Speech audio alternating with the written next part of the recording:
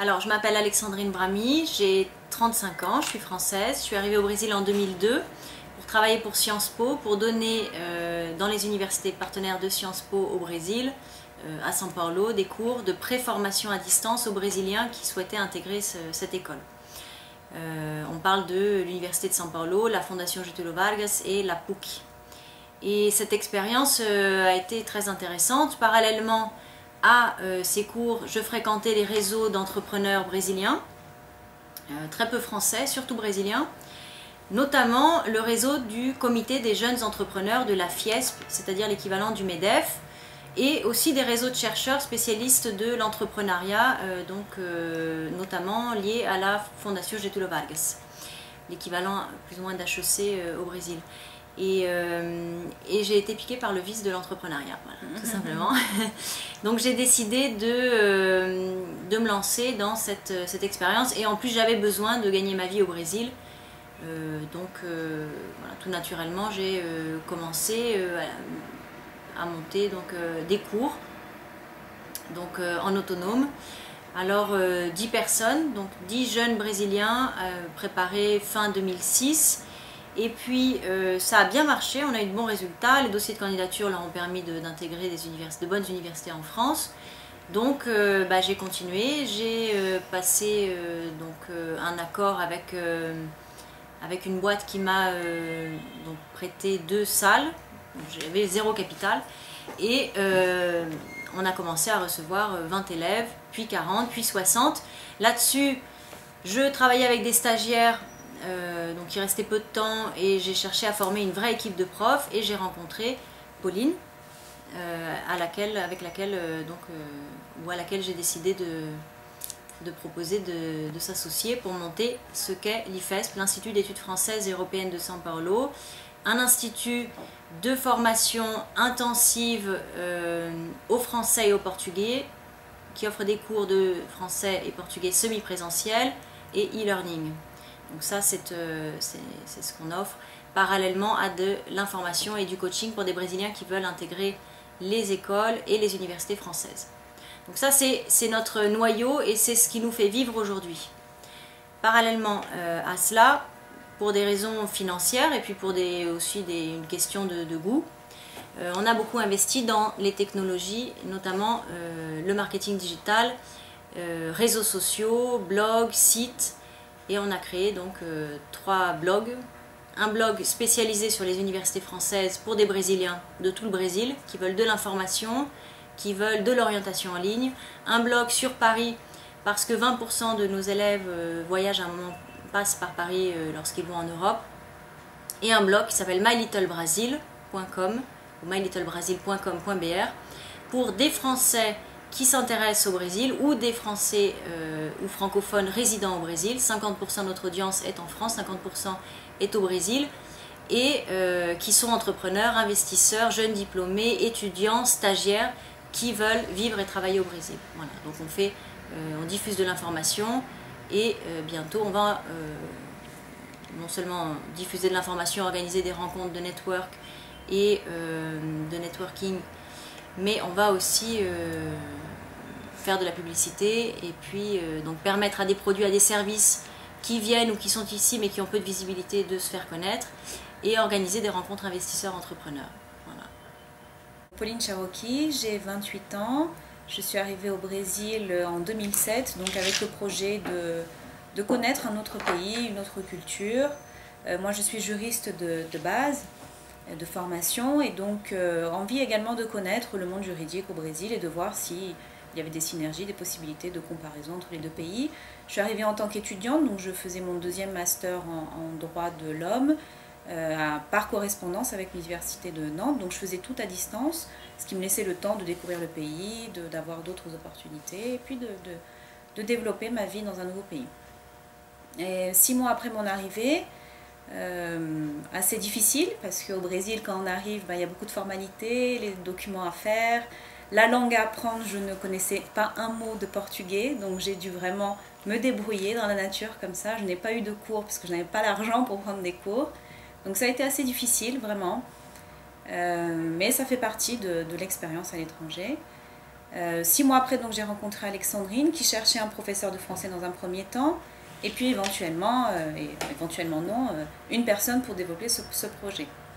J'ai travaillé pendant quelques mois avec elle et puis on s'est très très bien entendu. Et puis on s'est dit, allez, toutes les deux, on monte ce projet, on développe tout ça. Et petit à petit, ça s'est fait. Donc au début, on faisait tout toutes les deux. Et puis petit à petit, on a développé tous les départements de l'IFES. Et des projets sur projets, des rencontres sur rencontres. Et c'est l'IFES aujourd'hui. Voilà. Alors moi, il y a quelque chose de très particulier, c'est que j'ai vraiment une formation juridique. Je suis arrivée au Brésil et Alexandrine m'a proposé la responsabilité du pôle pédagogique. Donc rien à voir avec ma formation, je ne savais rien sur le domaine. Donc j'ai dû lire, apprendre, comprendre ce qu'elle voulait de moi et monter ça avec des objectifs, avec des délais, avec une nouvelle équipe. Donc toute la partie de ressources humaines que je ne connaissais pas non plus. Et tout ça, c'était nouveau. Et donc, comment on apprend? En faisant. C'est tout. Je crois qu'il n'y a pas d'autres explications. Moi, ma vocation et ma formation était la recherche. C'est-à-dire que depuis toute petite, ce que je voulais, c'était être chercheur, rentrer avant 30 ans au CNRS et passer mes journées dans des livres avec quelques réunions de profs de temps en temps, mais finalement, c'était les livres et moi. Et en fait, c'était ce que je voulais, mais je ne suis pas sûre que ça correspondait à ce que j'étais. C'est-à-dire que j'ai été capable d'écrire un mémoire de DEA, un mémoire de maîtrise, etc. Mais ça me rendait moins heureuse que ce que je fais aujourd'hui. Et je crois que j'avais déjà en moi une... je ne sais pas si c'est un vice entrepreneur ou un... comment on pourrait dire, un tempérament entrepreneur. Ça veut dire quoi? Ça veut dire une vision, ça veut dire quelqu'un qui n'hésite pas à prendre des risques, ça veut dire une capacité à se projeter et surtout la compréhension que tout seul on ne fait pas grand chose, on ne va pas très loin. Donc l'idée que 1 plus 1, c'est mon grand truc, je le répète tout le temps, mais 1 plus 1 égale 3. Voilà. Et ça, dans tout ce que j'ai fait, que c'était activité associative ou autre, je le cultivais déjà en parallèle à mes études et puis ensuite en parallèle à mes activités d'enseignant et chercheur, notamment à Sciences Po, mais pas seulement. Voilà. Donc je pense que j'avais déjà en moi ce tempérament. Je pense que peut-être qu'en France, bon, j'avais choisi mon parcours et peut-être que je sais pas, l'environnement se prêtait moins à valoriser ce côté entrepreneur. Et au Brésil, clairement, c'est un pays d'entrepreneurs, c'est un pays de gens qui n'ont pas peur. Les Brésiliens n'ont pas peur. Alors le problème, c'est que parfois ils avancent sans vraiment regarder, j'aime bien l'image des rétroviseurs, sans regarder derrière ce qui s'est fait et sans la pédale, c'est-à-dire le pied sur la pédale, autrement dit sans frein. Mais quand on arrive à avoir les rétroviseurs, la pédale sur le frein et en plus l'accélérateur et la route libre devant, c'est génial. Donc voilà, je pense qu'ici il y a un environnement propice pour faire émerger et surtout pour valoriser cette... Parce que oui, en fait on ne se sait pas entrepreneur, c'est quand vraiment on arrive dans le milieu et je pense que comme tu dis, le Brésil favorise cette envie d'entreprendre. Parce qu'on voit que ça bouge, on voit qu'on peut développer beaucoup de choses, on voit que les gens sont réceptifs, les équipes peuvent être très bien formées, peuvent être motivées. Il y a énormément de motivation au Brésil, ce qu'on trouve peut-être moins maintenant en France. L'envie de réussir, l'envie de grandir ensemble.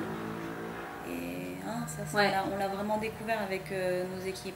Et puis, il y a très peu de concurrence. Le marché brésilien est un marché très peu concurrentiel, ce qui fait que, quel que soit ce que vous faites, si vous le faites bien, vous voyez très rapidement le retour. Donc nous, on s'est spécialisé au départ dans la formation aux langues, la formation au français. On a monté une super offre, Pauline, de cours, de matériel pédagogique, de plateforme e-learning, etc. On a fait un très bon travail. On a très vite eu le retour et ça veut dire retour, ça veut dire nombre d'élèves, ça veut dire témoignage, ça veut dire réussite aux examens de langue, etc. Ça veut dire être expert dans un domaine. Et donc, là, ça marche, sans aucun doute. Donc, en plus, on peut gagner bien sa vie. Oui. Non, mais c'est vrai. C'est que le système brésilien fait que si vous montez un projet, que vous le montez bien et que très vite vous avez le retour.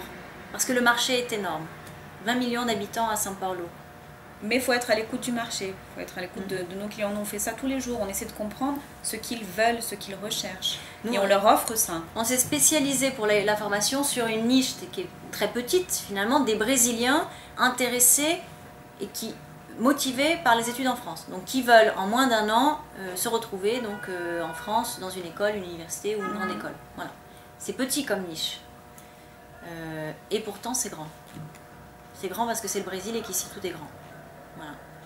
Mais il faut aussi une grosse motivation et une grande énergie. Il faut une bonne dose d'heures de travail, oui.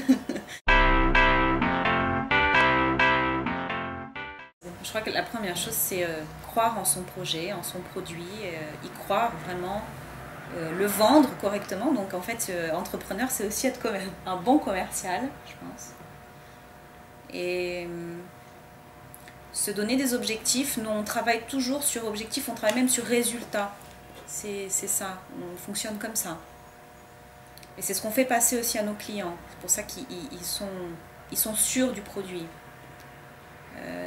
Être à l'écoute des équipes aussi, donc savoir ce que nos employés recherchent et comment ils travaillent et apprendre avec eux. Moi, j'apprends énormément avec mes professeurs, par exemple. Je grandis et je construis ce pôle pédagogique avec mes professeurs. Donc c'est ça, à l'écoute du marché, à l'écoute interne de nos équipes et croire en son projet. Moi je crois que... et apprendre avec les erreurs, parce que nous on a toujours fonctionné comme ça depuis le début. Et savoir reconnaître un échec. Et passer... mais ça, tous les entrepreneurs vous le diront, et ça n'existe pas un entrepreneur qui n'a pas échoué. Mais il faut savoir le reconnaître et aller au-delà. Je pense que la première chose, c'est d'abord savoir ce qu'on ne veut pas faire. Ou ce pourquoi on n'est pas fait. Par exemple, moi j'ai toujours aimé énormément les livres et la recherche.